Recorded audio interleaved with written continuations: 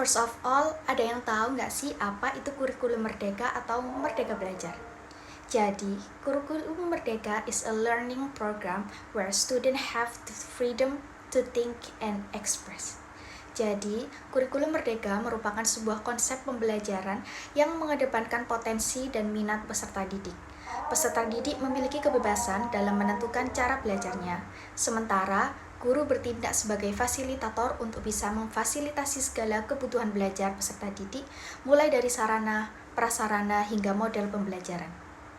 The goal is to answer the challenge of education in the era of the Industrial Revolution 4.0 dengan memberikan fleksibilitas dan kemandirian kepada siswa serta guru dalam proses belajar mengajar. Hari ini dapat memungkinkan adaptasi yang lebih cepat terhadap perkembangan teknologi, keterampilan digital, dan kebutuhan dunia kerja yang terus berkembang. The advantages are, first, that the material is simple. Materi yang diajarkan lebih sederhana sehingga lebih mudah dipahami oleh siswa. The second is the teacher is more free to teach. Guru memiliki kebebasan lebih dalam metode pengajaran, memungkinkan kreativitas dan penyesuaian dengan kebutuhan siswa. The third is more interactive. Proses pembelajaran menjadi lebih interaktif, mendorong partisipasi aktif siswa dan pembelajaran yang lebih menyenangkan. Dalam penerapannya, kurikulum merdeka ini dimulai dari M. M yaitu mulai dari diri sendiri, E yaitu eksploitasi konsep belajar, R ruang kolaborasi berkolaborasi dengan siswa lain, D demonstrasi kontekstual untuk membuat atau mengerjakan tugas, E yaitu elaborasi pemahaman untuk berdiskusi, K yaitu koneksi antar materi untuk membuat kesimpulan, dan yang terakhir A aksi nyata untuk menerapkan pengetahuan yang diperoleh. Kurikulum merdeka ini merupakan usulan dari Menteri Pendidikan yaitu Nadiem Anwar Makarim yang diterapkan mulai dari tahun 2021. Alasan Nadiem dalam membuat kebijakan merdeka belajar ini didasarkan pada penelitian atau PISA pada tahun 2019 yang menunjukkan hasil penelitian pada siswa Indonesia menduduki posisi ke-74 dari 79 negara dalam bidang matematika dan literasi.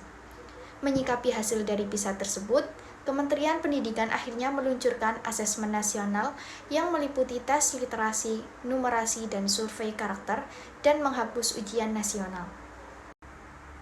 The second is about existentialism. So, what is the learning of existentialism? Existentialism is one of philosophy of school that want to learn process to take place on the will or interest of student and educator act as a facilitator who will provide confidence to student in the learning activities. Menurut Sartre, manusia mempunyai pemikiran dan kesadaran terhadap dirinya sendiri. Dengan demikian, sesuai dengan pandangan eksistensialisme, manusia mempunyai bakat dan keistimewaannya masing-masing. Setiap individu akan melakukan hal-hal yang terbaik bagi dirinya sehingga bisa membuat dirinya terus berkembang. Eksistensialisme dapat dilaksanakan oleh seorang guru dan siswa. Guru dan siswa dengan bebas bisa berdiskusi, mengembangkan cara belajar, dan mencari sumber informasi sehingga terbentuk suasana pembelajaran yang ideal, nyaman, dan menyenangkan. Suasana ini memungkinkan guru dan siswa saling bertukar pikiran, wawasan, sehingga siswa dan guru-guru sama belajar dan mengembangkan banyak pengetahuan baru dari berbagai sumber. Pandangan eksistensialisme juga mengemukakan bahwa guru bukan satu-satunya sumber belajar. Guru dapat berperan sebagai fasilitator dalam pembelajaran di kelas maupun di luar kelas. Yang mempunyai pemahaman diri yang baik dapat menjadi kontrol bagi keaktifan siswa-siswanya.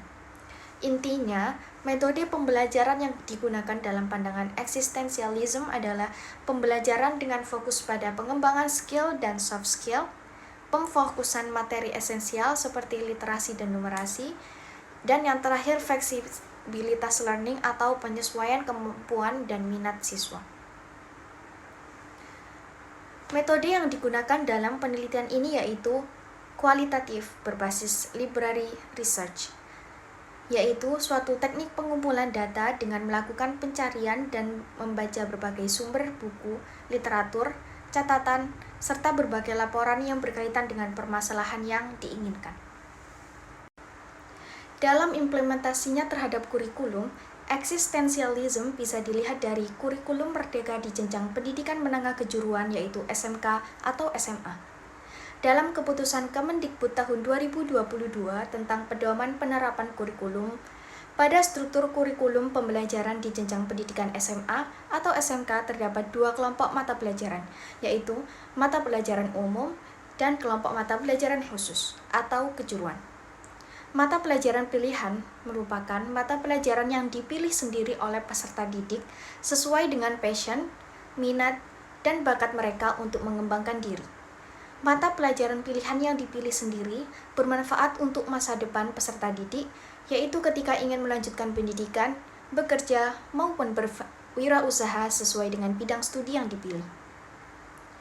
According with the description, it can be concluded that the Merdeka curriculum in Indonesia reflect many principles from the school of philosophy of existentialism, because it has a relationship that is in line. Existentialism emphasizes individual freedom, individual development, personal responsibility, and the authentic search for the meaning of life. Eksistensialisme menekankan kebebasan individu, mengembangkan individu, tanggung jawab pribadi, dan pencarian makna hidup yang otentik.